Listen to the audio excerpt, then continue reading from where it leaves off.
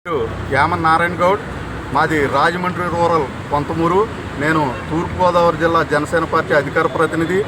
ఇటీవల కాలంలో మా కందులు దుర్గేష్ గారు, పవన్ కళ్యాణ్ గారు నాకు గౌడ కార్పొరేషన్లో డైరెక్టర్గా వేయించడం జరిగింది.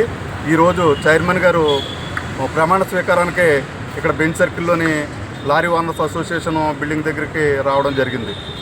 ఈరోజు కూటమి ప్రభుత్వం వచ్చిన తర్వాత ఏ విధంగా ఉంది, గత ప్రభుత్వంలో ప్రజలు ఎన్ని ఇబ్బందులు పడ్డారు అన్నదానికి ఒక ఉదాహరణ చెప్తాను. ఈరోజు రాష్ట్రానికి వెన్నెముకలాంటి రైతులు తమ పంట పండించుకుని ఆ ధాన్యాన్ని రైస్ మిల్లర్లకి అమ్మిన వెంటనే మన్నాడే వాళ్ళ ధాన్యం తాలూకు డబ్బులు అకౌంట్లో పడిపోవడం జరుగుతుంది. గత ప్రభుత్వంలో ఈ ధాన్యం అమ్మిన డబ్బులు పడాలంటే నెల నుంచి 3 నెలల సమయం తీసుకుండేది. ఈ మధ్యకాలంలో ఆ రైతు తన కూతురికి కానీ కొడుకుకి కానీ ఎవరికైనా ఒక శుభకార్యం చేయాలి, ఏదైనా పెళ్లి కానీ ఏదైనా పెట్టుకుంటే డబ్బులు ఎప్పుడు వస్తాయో తెలియని పరిస్థితి ఉండేది.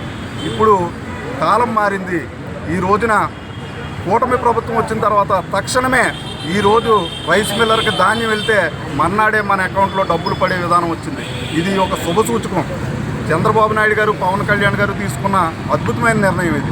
ఎందుకంటే రైతుకు శోభ పెట్టకూడదు, రైతుని అన్ని విధాలా ఆదుకోవాలి అని కూటమి ప్రభుత్వం మొదటి నుంచి చెప్తుంది. అందులో భాగంగానే ఈరోజు రైతులను ఆదుకోవడం జరుగుతుంది.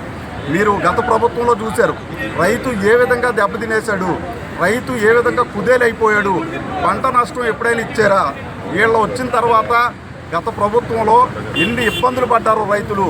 ఈవేళ కూటమి ప్రభుత్వం వచ్చిన తర్వాత రైతును ఆదుకునే దిశగా తాత్కాలికంగా కాకుండా దీర్ఘకాల ప్రయోజనాలు పొందే విధంగా రైతు భవిష్యత్తులో కూడా ఈరోజు దేశంలో ఎక్కడా లేని విధంగా ఒక రాజధాని లేని రాష్ట్రంగా మన రాష్ట్రాన్ని తయారు చేయడం జరిగింది గత ప్రభుత్వంలో జగన్మోహన్ రెడ్డి గారు.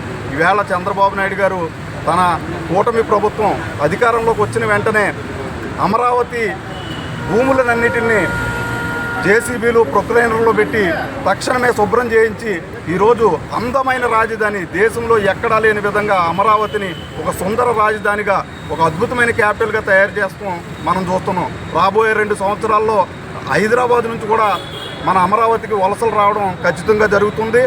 సాఫ్ట్వేర్ ఉద్యోగులకు కూడా, సాఫ్ట్వేర్ కంపెనీలు కూడా తీసుకురావడం జరుగుతుంది. భవిష్యత్తులో అమరావతి అంటే దేశంలోనే గర్వించదగ్గ రాజధానిగా మన చంద్రబాబు నాయుడు గారు, పవన్ కళ్యాణ్ గారు తీర్చిదిద్దుతారని మేము ఆశిస్తున్నాం.